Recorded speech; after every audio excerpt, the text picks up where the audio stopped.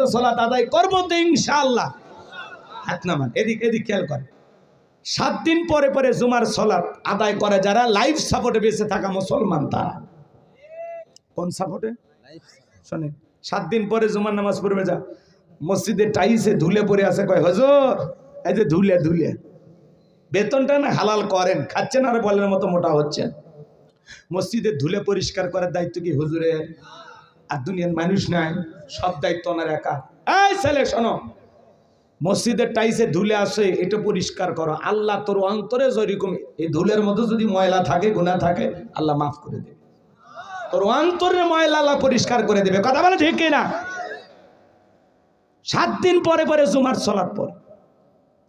আচ্ছা, জুমার 2 রাকাত ফরজ, আসর মাগরিব এশা ফজর, এগুলো কি বলেন বলেন? এগুলো দরকার নাই? খালি জুমার 2 রাকাতের সালাম, আসসালামু আলাইকুম, আসসালামু আলাইকুম, সালাম ফিরাইতে দেরি, মসজিদের বাইরে ওর পা রাখতে দেরি না। 4 রাকাত সুন্নাত পড়ার দরকার নাই, ওটা বাড়ির যে বউক সাথে নিয়ে পড়ে জামাত করে নাকি?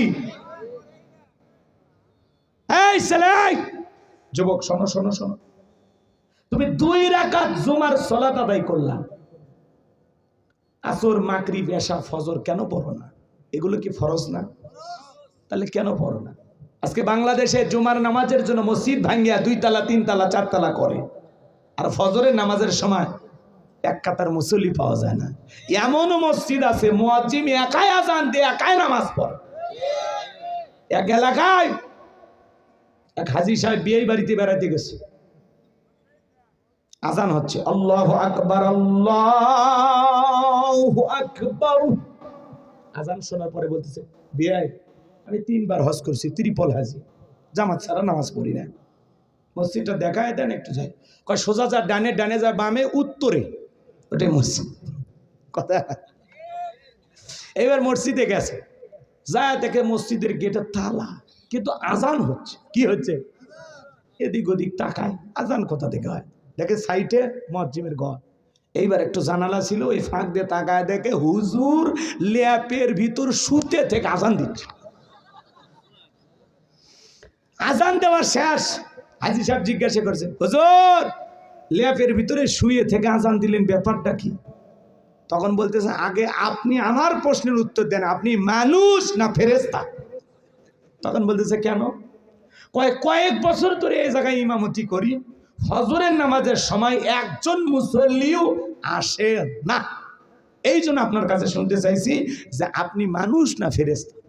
তখন বলতেছে, ভাই আমি হাজী মানুষ, এলাকায় বিয়েই বাড়ি বেড়াইতে আসছি, আমি একজন মানুষ। তাহলে চিন্তা করেন, মুসল্লি যদি মসজিদে না যায়, হুজুরেরাও আলসে হয়ে যায়। কথা কয় না? রাগ করতেছেন নাকি আপনারা?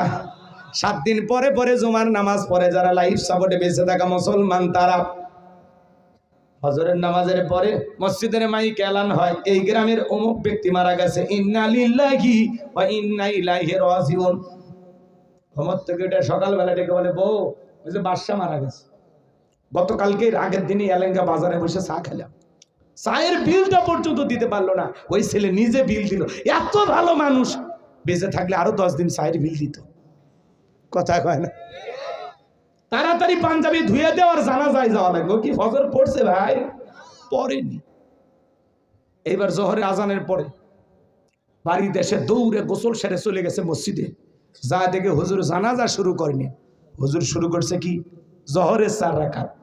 তখন বলতেছি, যেহেতু জানাজা পড়ছি আসছি, জোহরের 4 রাকাত পড়ে নেই, আল্লাহু আকবার। ওর উদ্দেশ্য জানাজা পড়া, জোহর পড়া না। কথা বলে।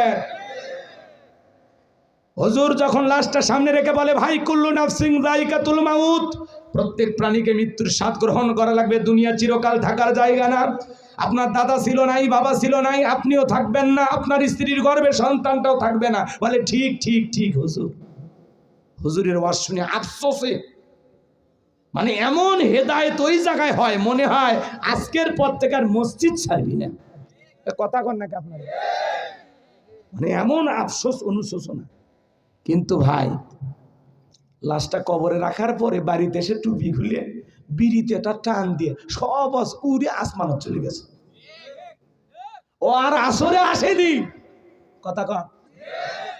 হুজুর এতই বুঝালো ভাই, আজকে এই ব্যক্তির জানাজা, কালকে আপনার, পরশু আমার, প্রত্যেকটা মৃত্যু থেকে আপনাকে আমাকে শিক্ষা গ্রহণ করা যায়। হঠাৎ করে চলে যেতে হবে, দুনিয়া থাকার জায়গা না। কথা কয় নাকি? তো গান গজল শোনেন না, কয় আমার মরণ আসিবে কখন কেউ তো জানে না।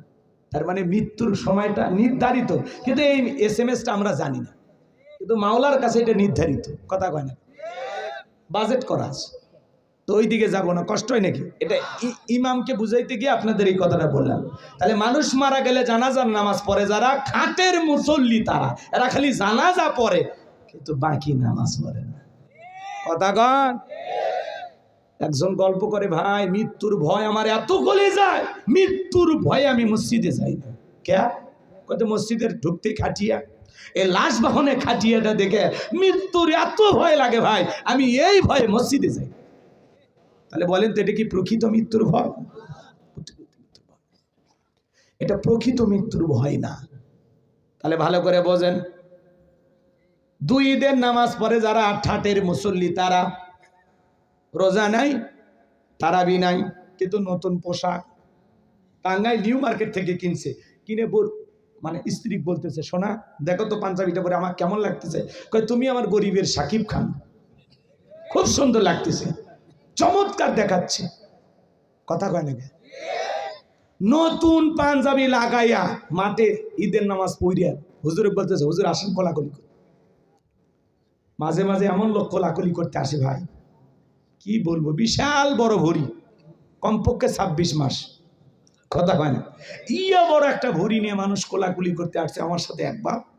আমি এতই চেষ্টা করি বুকে নেব, কিসের বুক, মাঝখানে যে ব্যারিকেড বেজে গেছে ভাই, কিসের কোলাকুলি হচ্ছে, খালি পেটা পেটি। কথা কন ঠিক? কোলাকুলি করতে গিয়ে বলে, হুজুর আপনারাই সব, আপনারাই সব। হুজুর এখন কানে কানে বলে, ভাই রোজা কয়টা, 29টা না 30টা? কয় হুজুর ব্যবসায়িক চাপে একটা রোজাও রাখিনি, তারাবি পড়িনি, কিন্তু ইফতার খাওয়া মিস করিনি। আমি খাসি হিন্দুদেরকে ডেকে ইফতারি খেলেছি হুজুর, আমার মনে এত বড়। এ কথা কয় না কেন? এরকম মুসলমান না? তাহলে দুই ঈদের নতুন পোশাক, নতুন পাঞ্জাবি, টুপি লাগাইয়া হাজির হয় যারা, ঠাটের মুসল্লি তারা। কথা কন? আর নির্বাচনের আগে মাথায় টুপি, মুখে দাড়ি, গায়ে লম্বা পাঞ্জাবি নিয়ে হাজির হয় যারা, ভোটের নামাজি তারা। আজান হওয়ার সময় মাইক বন্ধ, ভাইরা আমার আমি মুসলিম নেতা। কথা কন? এক এক নেতা দেখবেন নির্বাচনের আগে এখন সেই প্রতিশ্রুতি দিবে, 152টা তালিকা, পরে একটাও করবি না, একটাও না, একটাও না। ওই যে ওনারা বলেছিল ঘরে ঘরে চাকরি, ঘরে ঘরে চাকরি দেখ আর না দেখ, ঘরে ঘরে হয় লাশ আর না হয় ঘরে ঘরে মিথ্যা মামলা পৌঁছে দিচ্ছে। হুজুর কথা কর না, ঠিক আছে না নাই? ওনারা কথা রাখছে, ঘরে ঘরে কিছু একটা দিছে। তো অনেক নেতা দেখবেন, ভাইয়ের আমার আগামীতে যদি এই টাঙ্গাইলের নেতা হিসাবে আমাকে নির্বাচিত করেন, আমি ঘরে ঘরে গ্যাস দেব, বিদ্যুৎ দেব, উন্নয়নের জোয়ারে ভাসিয়ে যমুনার নদীতে ডুবিয়ে মারবো ইনশাআল্লাহ। সরি ভুল হয়ে গেছে। কথা বোঝেননি? ব্রিজে ঢুকানোর কথা রথ, ঢুকে দেয় বাঁশ, ব্রিজ উদ্বোধন করার এগুলো চলে যায়। নেতা আছে না নাই? আর তাদের পিছনে 1.5 টাকার বিড়ি আর 3 টাকার চা খায়, কি স্লোগান, বল্টু ভাইয়ের চরিত্র ফুলের মতো পবিত্র, নামাজ পড়া একত্র, গাঁজা খাই 5 ওয়াক্ত, কুমসুরিতে পাকা ভক্ত, শয়তানের 1 নাম্বার ভক্ত, হুজুরদের জন্য খুবই শক্ত, চুজে খাই গরিবের ভক্ত। পোস্টারে লেখা আছে গরিবের বন্ধু, ভোট দিয়ে দেখেন গরিবের কয় নাম্বার শত্রু। একটা বয়স্ক ভাতার কাঠ নিবে গেলে 2-1000 খায়। নির্বাচনের আগে সাইকেল কেনার টাকা নেই, মোটরসাইকেল কেনার টাকা নেই। সেই নেতার ঢাকাই বাড়ি, বিদেশে বাড়ি, নেতা দেশি, বাড়ি হলো বিদেশে। ওরা খালি মুখে মুখে বলে আমার সোনার বাংলা, আমি তোমায় ভালোবাসি, কিন্তু নেতার বাড়ি যা দেখেন, কয় হুজুর এই যে টাইস চাই না, হুজুর এই যে খাট, এটা বহুদের থেকে নিয়েছি, বিছানার চাদরটা পর্যন্ত বিদেশি, জানালা দরজার পর্দা বিদেশি, খেতা সিলাই করা সুইটাও বিদেশি। এমন নেতা আছে বউ বিদেশি। কথা কয় না? রাগ করেন নাকি আপনারা? ওরা খালি মুখে মুখে বলে আমার সোনার বাংলা, আমি তোমায় ভালোবাসি। সোনার বাংলার জিনিস ভালোবাসি না। নির্বাচনের আগে রাস্তার ভিক্ষুক মহিলাকে 500 টাকা দিয়ে সেলফি তোলে, আর মানুষ মনে করে মানব দরদি নেতা, মানবতার ফেরিওয়ালা। এবার মিডিয়াতে প্রচার হয়ে গেল অমুক নেতা, হঠাৎ করে এক ভিক্ষুক মহিলার সাথে কি কাণ্ড। ধান্দা হলো ভাইরাল হওয়া, গরিব দুঃখীকে দেয়, ছবি তোলে, পেপার পত্রিকায় চলে যায়, আর মনে করে মানব দরদি নেতা। নির্বাচনের আগে কি সুন্দর অভিনয়, বলে মা আমার তো মা নাই, আপনাদের চেয়ারের মাঝে আমি আমার মা কি নেতা তো না, অভিনেতা। আজ একজন ছিল কথা বলার আগে কান্দে দিত, স্বজন হারানোর নেতা। অভিনয় কম করো প্রিয়, পাবলিক বুঝে গেছে যে এখন নেতারা অভিনয় জানে। কথা কম, আগামীতে চিন্তা ভাবনা করে কাজ করবেন। সৎ, যোগ্য, ভালো, নির্ভীক, আল্লাহওয়ালা, নামাজি এমন মানুষকে সমাজের নেতা বানাবেন, যাদের কাছে আমানতের খেয়ানত হবে। এই কথা ক্লিয়ার না ভেজাল আছে?